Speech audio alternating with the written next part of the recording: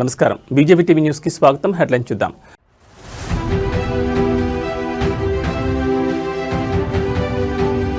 రేపు ఢిల్లీకి పయనం కానున్న సీఎం చంద్రబాబు ప్రధాని మోడీతో భేటీ అయ్యే అవకాశం.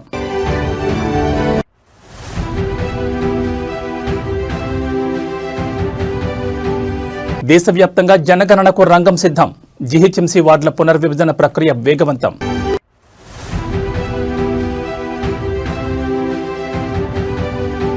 ఉలిక్కిపడ్డ భాగ్యనగరం.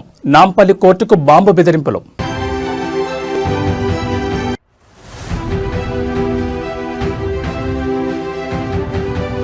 ఏపీ సర్కార్ కీలక నిర్ణయం. గ్రీన్ఫీల్డ్ పోర్ట్ నిర్మాణ గడువు పెంపు.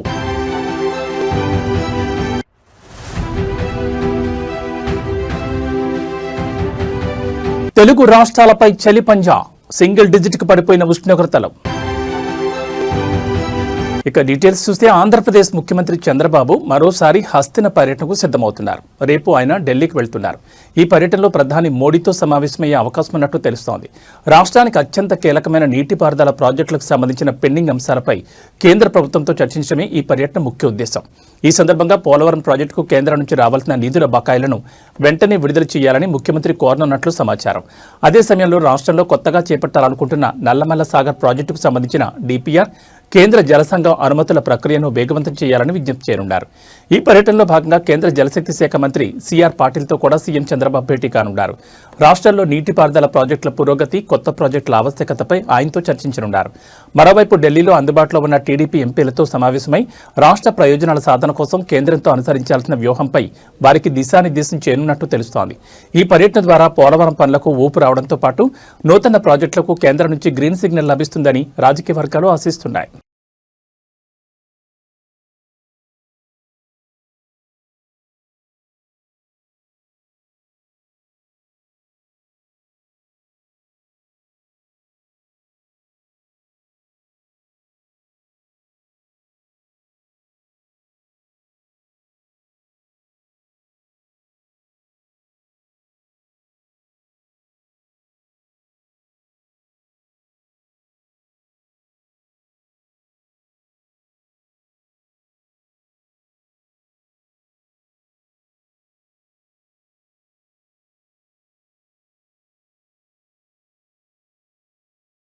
తెలంగాణ ప్రభుత్వానికి రాష్ట్ర అత్యున్నత న్యాయస్థానం హైకోర్టు బిగ్ షాక్ ఇచ్చింది. గత 20 ఏళ్లుగా పెండింగ్లో ఉన్న పిటిషన్లపై కౌంటర్ దాఖలు చేయకపోవడంపై హైకోర్టు తీవ్ర అసంతృప్తిని వ్యక్తం చేసింది.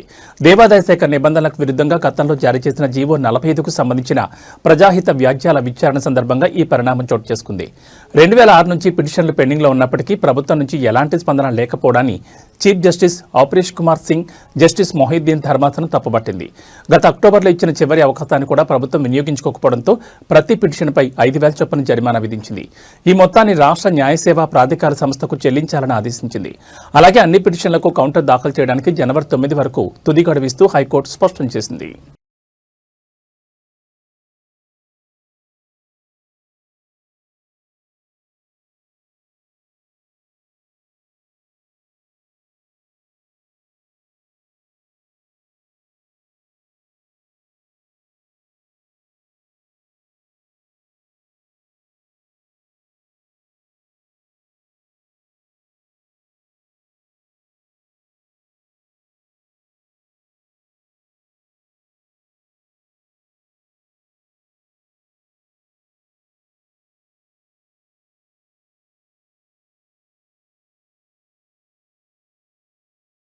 దేశవ్యాప్తంగా నిర్వహించనున్న జనగణనకు రంగం సిద్ధమవుతోంది. ఈ నేపథ్యంలో గ్రేటర్ హైదరాబాద్ మున్సిపల్ కార్పొరేషన్ పరిధిలో వార్డుల పునర్విభజన ప్రక్రియను వేగవంతం చేశారు.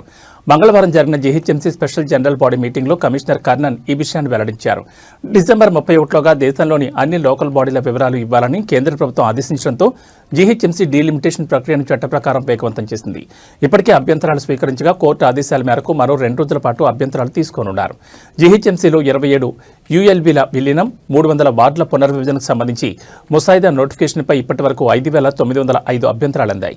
వీటిలో ఎక్కువగా వార్డుల పేర్ల మార్పు, సరిహద్దుల స్పష్టత లేకపోవడంపై అభ్యంతరాలు వచ్చినట్లు అధికారులు తెలిపారు. అభ్యంతరాల పరిశీలన అనంతరం ప్రభుత్వం ఫైనల్ నోటిఫికేషన్ జారీ చేసే అవకాశం ఉంది. దీంతో గ్రేటర్ ఎన్నికలకు మరో ఏడాది వరకు సమయం పట్టే సూచనలు కనిపిస్తున్నాయి.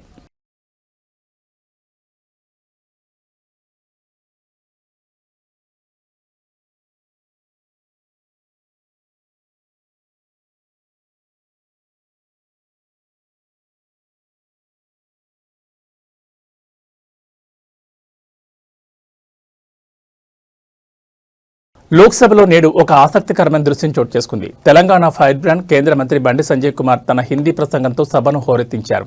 సాధారణంగా తెలుగులో అనర్గళంగా మాట్లాడే బండి సంజయ్ నేడు పార్లమెంట్లో హిందీలో తన వాదనను వినిపించి అందరినీ ఆశ్చర్యపరిచారు.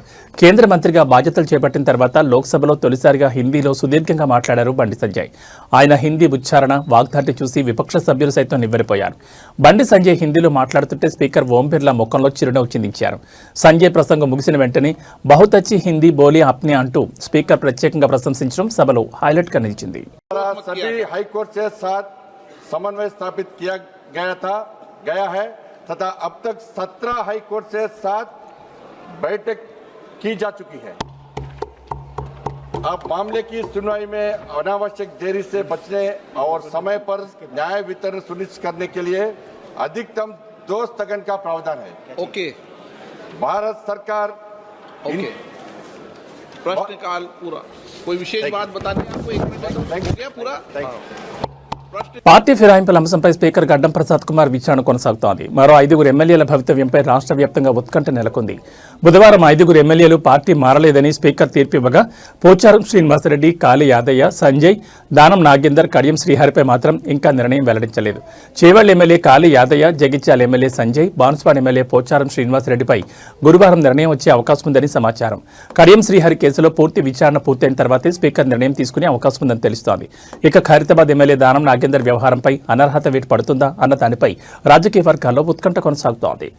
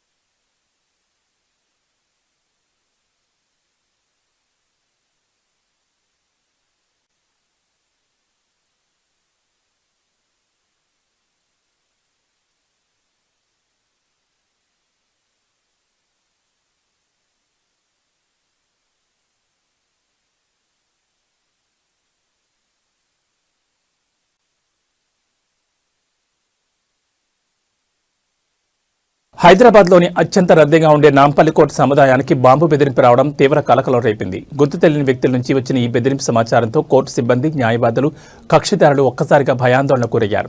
సమాచారం అందుకున్న వెంటనే పోలీసులు రంగంలోకి దిగి కోర్టు పరిసరాలను తమ అధీనంలోకి తీసుకున్నారు. అనంతరం కోర్టులో ఉన్న సిబ్బందిని, న్యాయవాదులను బయటకు పంపారు. అనంతరం వెంటనే భద్రతను కట్టుదిట్టం చేసి ముందస్తు జాగ్రత్తగా కోర్టు కార్యకలాపాలకు అంతరాయం కలగకుండా చర్యలు చేపట్టారు. బాంబు బెదిరింపు నేపథ్యంలో పోలీసులు bomb detection and disposal squad, dog స్క్వాడ్తో కలిసి కోర్టులోని ప్రతి గదిని, వాహనాల పార్కింగ్ ప్రాంతాలను అణువణువు తనిఖీ చేస్తున్నారు. ఎవరూ లోపలికి రాకుండా ప్రవేశ ద్వారాల వద్ద ఆంక్షలు విధించారు. ఈ బెదిరింపు ఎక్కడి నుంచి వచ్చింది, ఎవరు చేశారు అనే కోణంలో సైబర్ క్రైమ్ పోలీసులు దర్యాప్తును ప్రారంభించారు. ఇది ఆకతాయిల పనా లేక ఏదైనా కుట్ర ఉందా అనే విషయం తనిఖీలు పూర్తయిన తర్వాత వెల్లడి కానుంది.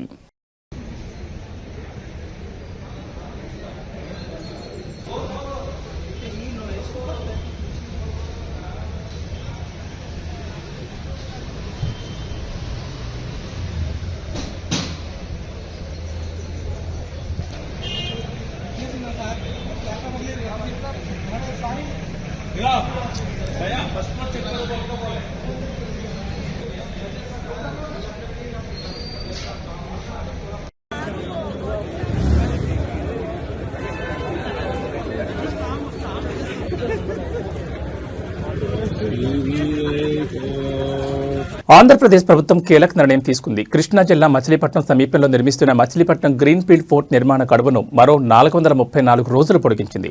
ఈ మేరకు ప్రభుత్వ ప్రత్యేక కార్యదర్శి కృష్ణబాబు అధికారిక ఉత్తర్వులు జారీ చేశారు. ఇప్పటి వరకు ఈ ఏడాది అక్టోబర్ 21లోగా పూర్తవ్వాల్సిన పోర్ట్ నిర్మాణాన్ని 2026 డిసెంబర్ 28 వరకు పొడిగించారు.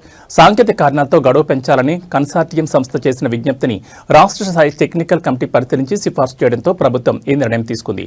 2000 కోట్లకు పైగా పెట్టుబడితో నిర్మిస్తున్న ఈ పోర్టు పూర్తయితే ఉత్తరాంధ్ర, తూర్పు గోదావరి, కృష్ణా జిల్లాలకు వాణిజ్యంగా మేలు జరుగుతుందని నిపుణులు చెబుతున్నారు. అయితే పదే గడువు పొడిగింపులపై రాజకీయ వర్గాల్లో చర్చ కొనసాగుతోంది.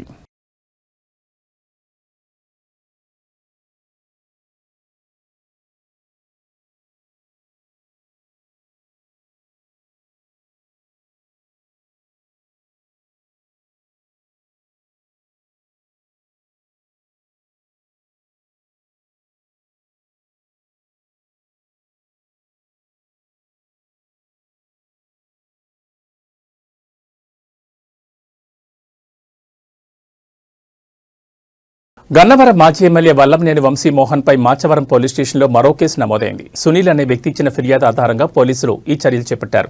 వంశీతో పాటు మరో 8 మంది మీద కూడా వివిధ సెక్షన్ల కింద కేసులు నమోదయ్యాయి. పోలీసులు ప్రాథమిక దర్యాప్తు చేపట్టి ఎవరికి ఎలాంటి ప్రమేయం ఉందో పరిశీలిస్తున్నారు. వంశీకి మరోసారి జైలు జరగవచ్చా అనే విషయంలో సోషల్ మీడియాలో చర్చలు సాగుతున్నాయి. ఇటీవలే వంశీ వివిధ వివాదాలు, కేసులను ఎదుర్కొంటున్న నేపథ్యంలో ఈ తాజా కేసు రాజకీయ వర్గాల్లో చర్చనీయాంశంగా మారింది.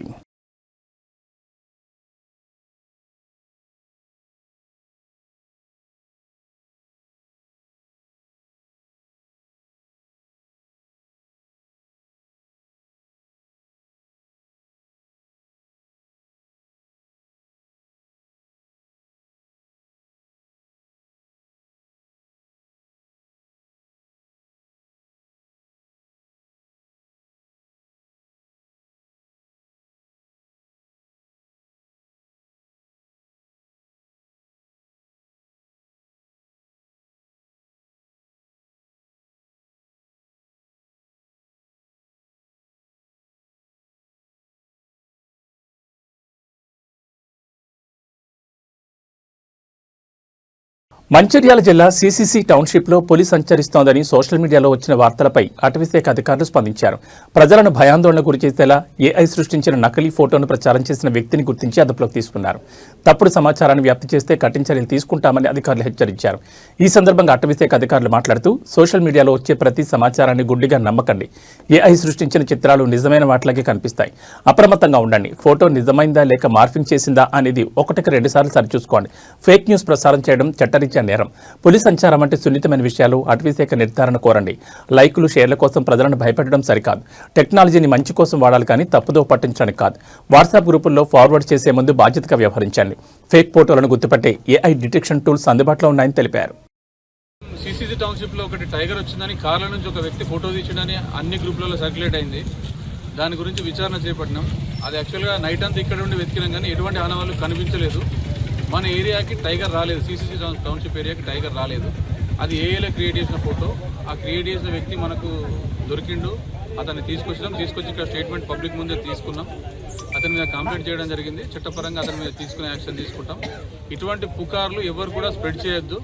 జెన్యున్గా మీకు ఏదైనా జరిగింది మేము చూస్తాం అనుకుంటే ఫారెస్ట్ డిపార్ట్మెంట్ వారికి కానీ, పోలీస్ డిపార్ట్మెంట్ వారికి కానీ, మీ లోకల్ ప్రజాప్రతినిధులకు కానీ, మీడియా వారికి కానీ సమాచారం అనేది మాకు చేరుతుంది. అట్లా అని చెప్పి వాట్సాప్లలో, గ్రూప్లలో అనవసరంగా ఫోటోలు, ఏఐ ఫోటోలు క్రియేట్ చేసి షేర్ చేయకండి. దీనివల్ల అనవసరంగా ప్రజలు భయభ్రాంతులకు గురవుతారు. దానివల్ల వచ్చేదేం లేదు, అనవసరమైన కేసులు తప్ప ఏం రాదండి. అది ఒకసారి మీకు మీడియా తరఫున చెప్తున్నాను. కేసు అవుతుంది, ఫారెస్ట్ కేసు కాదు. నా number 9440313191. FRO Mancherial number. Deputy range officer Mancherial number 9441533220. ఈ 2 నంబర్లలో ఏ నంబర్కైనా కాల్ చేయండి. ఎనీ టైం ఎప్పుడైనా రెస్పాండ్ అవుతాం.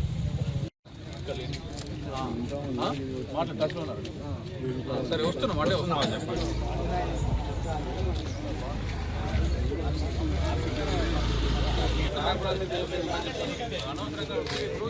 పరిస్థితి ఎట్లుందంటే అది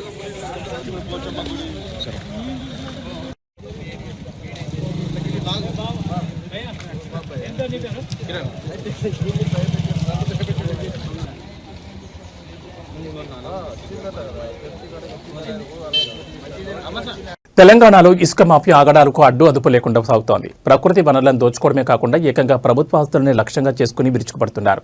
మందని, భూపాలపల్లి జిల్లాల సరిహద్దులో మానేర్ నదిపై నిర్మించిన కీలకమైన చెక్ డ్యాంను ఇసుక మాఫియా పేల్చేసింది. మందని మండలం అడవి సోమనపల్లి మరియు భూపాలపల్లి జిల్లా మల్హార్ మండలం పివి నగర్ శివార్లోని మానేర్ నదిపై ఉన్న చెక్ డ్యాంను దుండగులు రాత్రికి రాత్రే పేల్చేశారు. గతంలో వచ్చిన 12 లక్షల క్యూసెక్ల భారీ వరదను సైతం తట్టుకుని నిలబడ్డ ఈ పటిష్టమైన కట్టడం నేడు మాఫియా దురాశకు బలైపోయింది.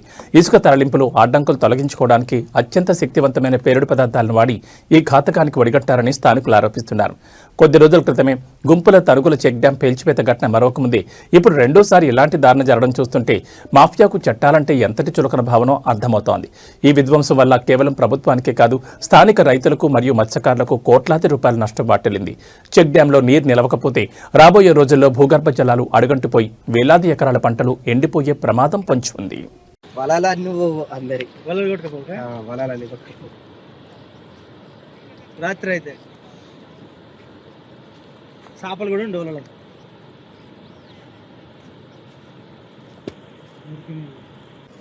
ఇది పెడితే చాలు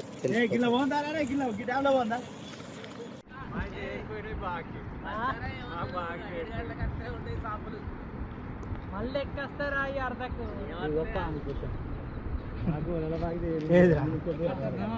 కొడుక గింత మధ్య పెద్ద పాము ఆరగించాలి అదే కానీ కూసాం నాగపాము కూసాం అది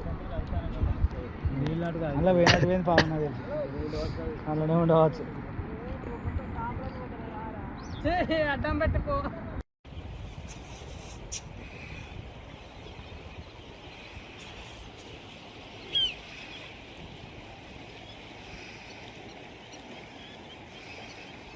ఇక తెలుగు రాష్ట్రాలపై చలి పంజా విసురుతోంది. రాత్రి పగటి ఉష్ణోగ్రతలు కనిష్ట స్థాయికి పడిపోతున్నాయి. తెలంగాణలో పలు ప్రాంతాల్లో ఉష్ణోగ్రతలు సింగిల్ డిజిట్ చేరగా పొగమంచు కారణంగా వాహనాల రాకపోకలకు అంతరాయం ఏర్పడుతోంది.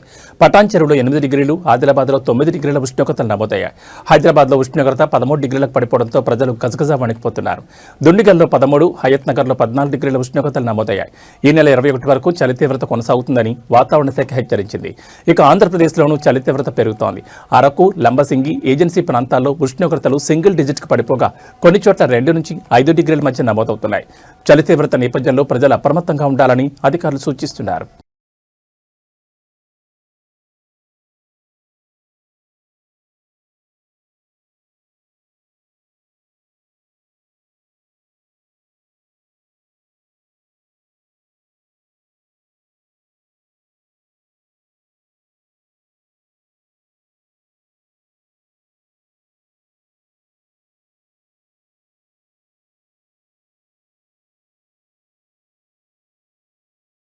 తిరుమలలో భక్తుల రద్దీ కొనసాగుతోంది. ప్రస్తుతం 27 కంపార్ట్మెంట్లలో భక్తులు స్వామివారి దర్శనం కోసం వేచి ఉన్నారు. టోకెన్లలో పొందకపోయినా భక్తులకు సర్వదర్శనం కోసం సుమారు 12 గంటల సమయం పడుతోందని టీటీడీ అధికారులు తెలిపారు. నిన్న ఒక్కరోజే 66,389 మంది భక్తులు స్వామివారి దర్శనం చేసుకున్నారు. అందులో 24,956 మంది భక్తులు తలనీలాలు సమర్పించి మొక్కులు చెల్లించారు. భక్తులు సమర్పించిన కానుకల ద్వారా శ్రీవారి హుండీకి 3.81 కోట్ల ఆదాయం సమకూరిందని ఆలయ అధికారులు తెలిపారు. భక్తుల సౌకర్యం కోసం టీటీడీ అధికారులు అన్ని ఏర్పాట్లను పర్యవేక్షిస్తున్నారు.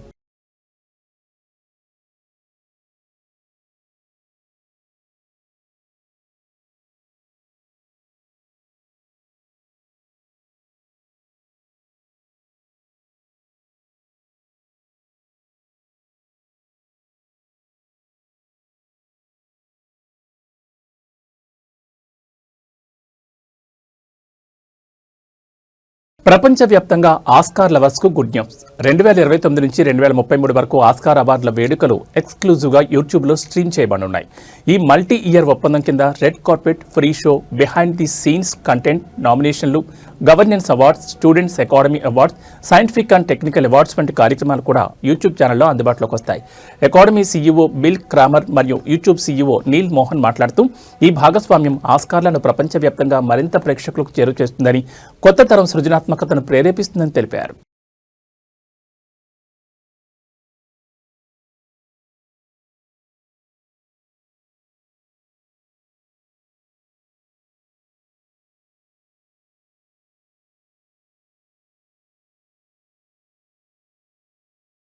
ప్రయాణికులకు ఇండిగో ట్రావెల్ అడ్వైజరీ జారీ చేసింది. దట్టమైన పొగమంచు కారణంగా కొన్ని విమానాల షెడ్యూల్లో మార్పులు చోటు చేసుకున్నాయని తెలిపింది. ఇందుకు ఫ్లైట్ స్టేటస్ను యాప్ లేదా వెబ్సైట్లో అప్డేట్గా పరిశీలించాలని సూచన ఇచ్చింది. ఇండిగో సాధారణ పరిస్థితి కుదిరిన వెంటనే గమ్యస్థానాలకు సురక్షితంగా చేరుస్తామని తెలిపింది. ప్రయాణికుల సహకారానికి ధన్యవాదాలు తెలిపింది.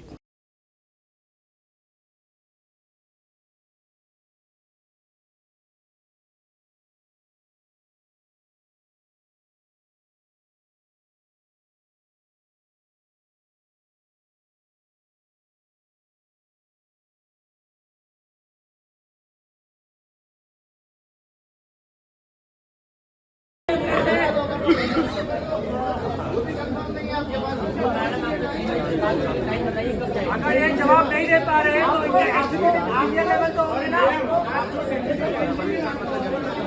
इंडिया लेवल तक होंगे ना, नहीं मांग रहे हम भी पागल हो रहे हैं। अरे वो तो अपने सारे पैसे वो सपोर्ट करने भैया।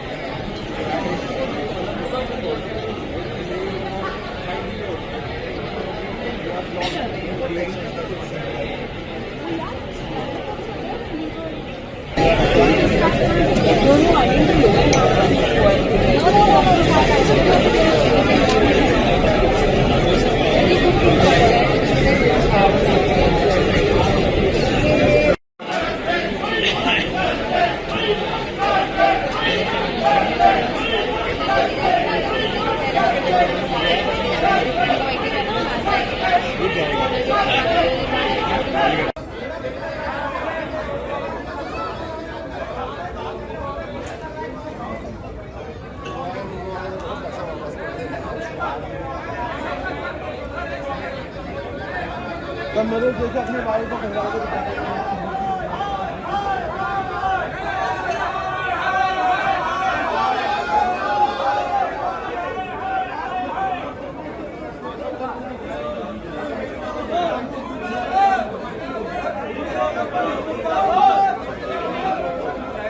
ఇవి ఈ బులెటిన్ విశేషాలు. మరో బులెటిన్లో మళ్ళీ కలుసుకుందాం. నమస్కారం.